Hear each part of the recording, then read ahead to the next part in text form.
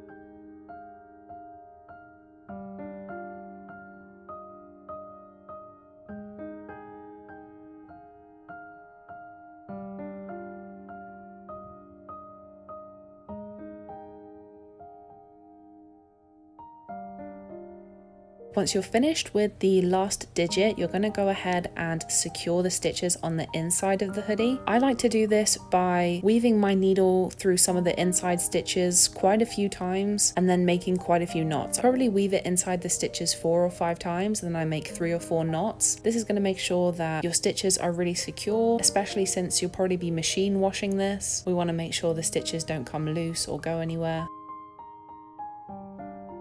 Then snip off your excess thread and remove the hoop.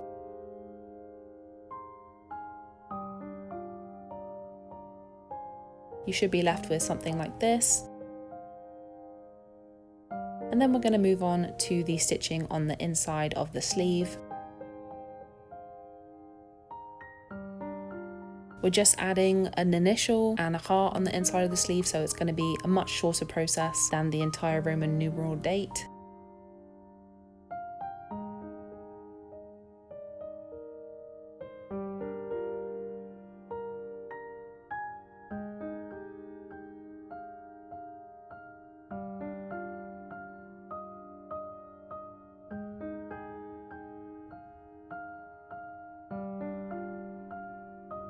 Use exactly the same method with this, just going back and forth with straight stitches.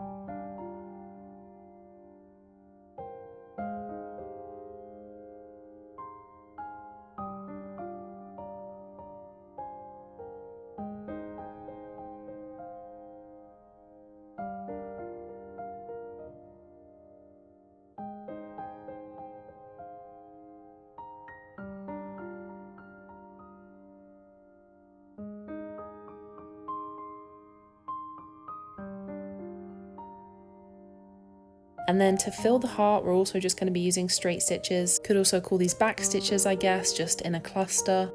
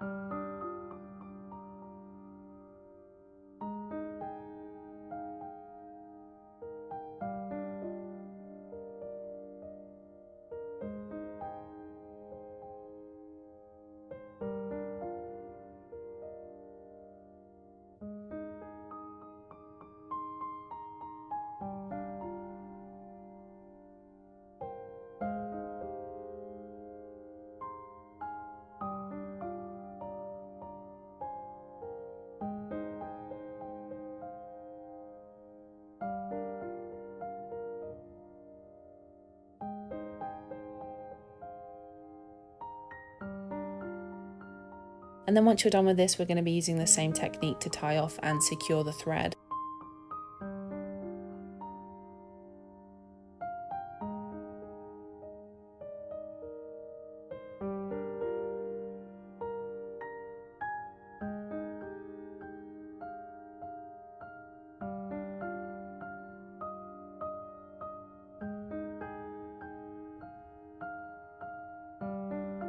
You should have something like this once you're done with the inside of the sleeve. Now it's time to remove the fabric solvy sticky paper. This is much easier when it's done under a sink. I was just trying to make this more aesthetic for the video, so I have a little bowl of water, but if you're doing this at home, it's so much easier to just run it under some running water under a faucet. Once the fabric solvy paper comes into contact with water, it starts to dissolve, and I find it easier sometimes to just peel it as it's dissolving, but you can just leave it in the water and it will dissolve dissolve and come off on its own. You might have to scrub it a little bit with a finger, but you shouldn't have to work too hard to get it off the fabric. This process can take 10 to 15 minutes for the sticky paper to dissolve completely, so don't worry if it's being a little bit stubborn, just leave it in a little bit of water and it will disappear. After I was done with this hoodie, I went ahead and did the other hoodie off camera, since it was exactly the same process, just in some different color thread on a different colored hoodie. And these are the final results. I hope you found this tutorial helpful. In my opinion, this is one of the easiest, most beginner friendly embroidery projects that you could try at home, and the finished products are so cute. I'm actually wearing mine right now as I record this voiceover. Thank you so much for watching this video, especially if you've gotten to the end. If you found this tutorial helpful, please leave me a like and maybe let me know in the comments if you're going to try this project at home. I make a bunch of other embroidery tutorials just like this on my channel, as well as other content focused around owning and running a small business. If that sounds like something that interests you, I would definitely consider subscribing to this channel. I try and put out 1 to 2 new videos every week, and I'd absolutely love it if you'd consider joining this crafty little community. Thanks again for watching, and I will see you again in my next video.